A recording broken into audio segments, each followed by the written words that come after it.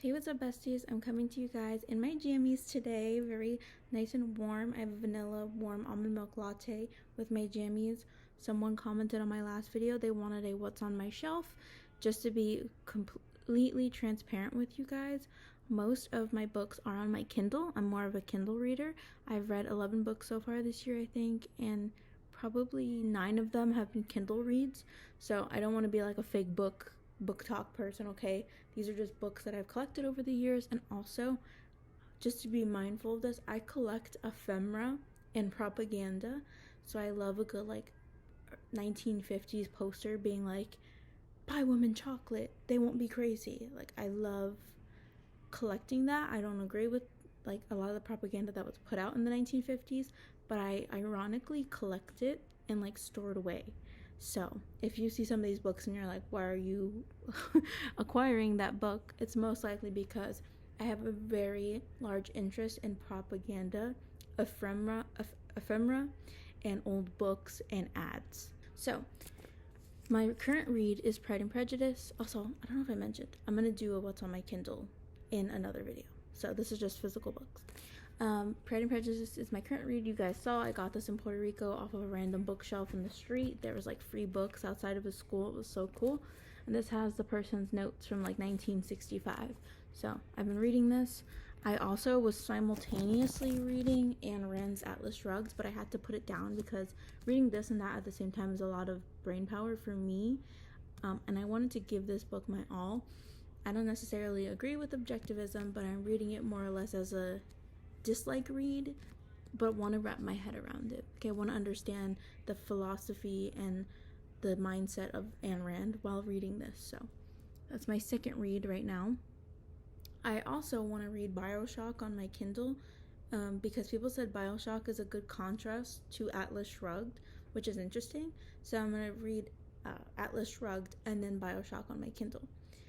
As I mentioned, I love ephemera, so you'll notice I have, this is a recent item I got. It's a Signet classic. It's The Universe and Dr. Einstein. Oh, it's a Signet Science read, but The Universe and Dr. Einstein. I specifically got this because it looks like a short read, and I love science. And Frank and the Diary of a Young Girl, I got this copy. It's a pocketbook.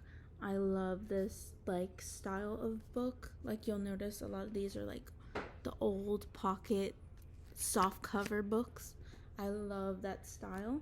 As we know, this is one of the saddest, well documented stories, and reading this in school just put me in tears. So I had to purchase a physical copy because I think I need to reread some of these things as an adult now that I'm not as young-minded. Like, I need to feel all the emotions while reading this. I feel like I didn't have the same level of emotion as a child that I do now as an adult, that I can be like, oh my gosh, wow. Then I have The Idiot by Fyodor Dostoevsky. I know I'm butchering it, but we all know this. This is a really popular, I don't know if this is a classic either, but yes, Signet classic. This is another classic, and this author is apparently phenomenal. I have their other book, The Brothers Karamazov, on my to be read. I just don't have the physical copy.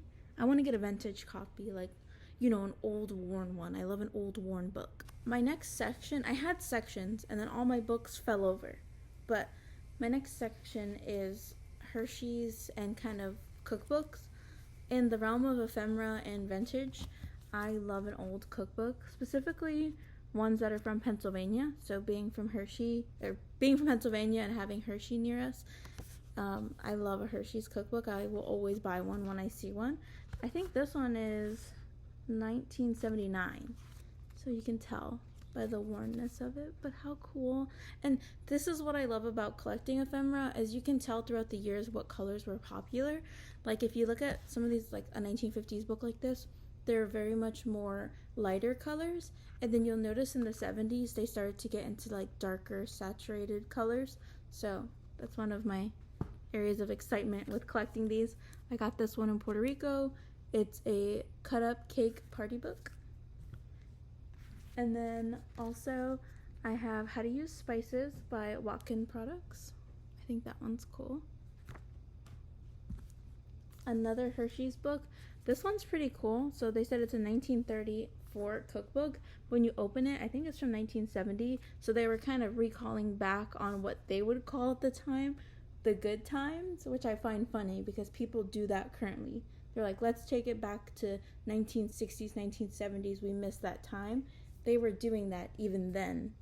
So I thought that was cool. And then a few of these are random things that I've thrifted over time. So, for instance, I have Tom Clancy's Rainbow Six. I bought this because my boyfriend is extremely into the video game, and I thought, why not? You know, it was like $1 at Goodwill, and honestly, Tom Clancy has way too many books for me to read this, in my opinion. I might give it a read, but there's like a million of these books, so I feel like I would have my work cut out for me if I got into the Tom Clancy series. Just random books. This is The Barista's Guide to Coffee. My boyfriend got this for me. As you can see, there's a lot of notes. This is a really good book if you're interested because they talk about the origins and the different types of brewing, but also when you learn about the history of coffee, it teaches you a lot, especially because in England they wanted to ban like coffee shops because they thought it wasn't fair that people were getting education for cheap at coffee shops. They called them penny universities. So if you're interested in history like I am, definitely would get that book. Then these ones, so I have Animal Farm. This is on the theme of Atlas Shrugged. I bought a ton of dystopian books. So Animal Farm was one of the dystopian books that I wanted. We have Star Wars Guardians of the Whills. This is a random pickup. I got it because the main Jedi is blind and my dad is also blind, so I thought that was a cool crossover. I don't have my comics in this What's on My Shelf. If you want to see my comics in the future, let me know. But I do have a few, like 2 or 3 comics that I really like or purchased. Then, this is funny. This is a pocket Winnie the Pooh book of like quotes and stuff. Wit and Whimsy from the World of Winnie the Pooh. I got this at an airport, the airport in Atlanta, and it's just so cute. I don't know. It gives me happiness. Then, and the theme of dystopian, I have George Orwell's 1984. I picked it up and read it for a week, and then I got bored of the main character, but I am going to finish this. I'm determined. This is considered one of the best books of all time, and yet I just threw it aside and said, I don't like it. So I have to read that. I've read this one. You'll notice some of these are IT related. That's because it's my field of interest. So People Hacker, and this is a Confessions of a Burglar for Hire. She's a social engineer, Jenny Radcliffe. I got to meet her, and yeah, she talks a lot about her experience being a social engineer, especially being a woman social engineer, because a lot of the times people don't expect her to be as smart as she is, and she'll like slip her, she's a poker chip, business card. She has a poker chip business card that she slips into people's pockets that she's socially engineered. So this is a really good book if you want to read more about her life. Okay, we're almost there. We have quite a few left, so I'll rapid fire. I have The Book Thief. This is a classic book. I read this in 9th grade or 8th grade. Really good book. Would recommend. It also touches upon the Holocaust as well, like the Anne Frank book. So I would recommend reading this if you're interested. This one I got in a random book. You know, those like date with a book and you open it up. Stephen King's Holly. This one mentions cannibalism, so trigger warning if you don't like cannibalism, because I know some people in the community are anti reading books with that. So I haven't picked it up because I'm not too interested in that topic. This one I also got with the Pride and Prejudice in Puerto Rico. It's Principles of Auditing. In my sector of IT, we do a lot of auditing, so I thought this would be a good pickup, and it talks about some of the risks and things you may find as an auditor. So I do like this book, but it's very, very old and outdated. I would recommend, if you want an auditing book, get a more, ISACA newer version, because ISACA has a lot of the auditing related documentation. Okay, we're getting down to the nitty gritty. Oh my gosh. Okay. I got Fantastic Beasts, one of my favorite movies. This is the screenplay. My friend Caitlin got me this in high school, and I love it. It goes alongside my Harry Potter book. I have the very first Harry Potter. I have the whole collection from my mother-in-law in my house back in Pennsylvania, and I need to grab it because I wasn't a bookworm when she bought them for me. Like, yeah, I would occasionally read a book, probably once every 3 years. Now I speed run through books, so I should probably pick this up. But yeah, love all the J.K. Rowling, I don't know how you call it, the Wizards universe. Then, okay, we're getting down to it. I have, this is my childhood book, Hachiko Waits. I definitely recommend if you have a child getting this book. It talks about this dog who was loyal to his owner even after his owner passed. And there's even a statue of Hachiko in Japan. So I would recommend that being a read for your child. Alongside the children theme, I have Snowman at Night that I just thrifted. These are all books from my childhood. I know they're not, a to-be read or something adults would be interested in, but I figured I'd include them in case you have children. Then I have, this is one of my favorites from childhood, the Grimm fairy tales, but some of them are really bad. Like, they're not age appropriate. So I had the childhood version. This is the adult version of the Grimm stories. And I got this, I don't know where I got this, at a thrift store. But I just love the cover and how it looks very vintage.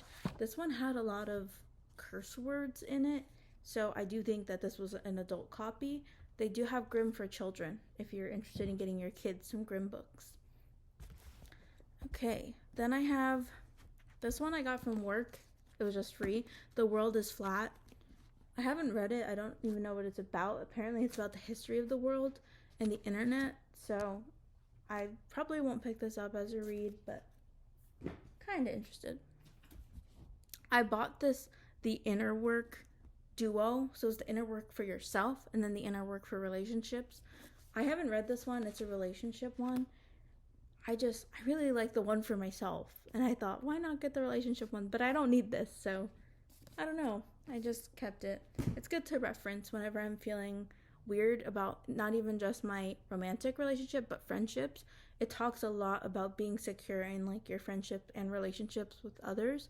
I would recommend it, but just a warning for this book and for any of the Inner Work series, they talk a lot about faith. And I mentioned in my previous videos, I'm not that faithful. Like, I do believe in a higher being, but if you don't like Bible verses or Bible quotes, I would steer clear of this series just because they mention a lot about being based in faith.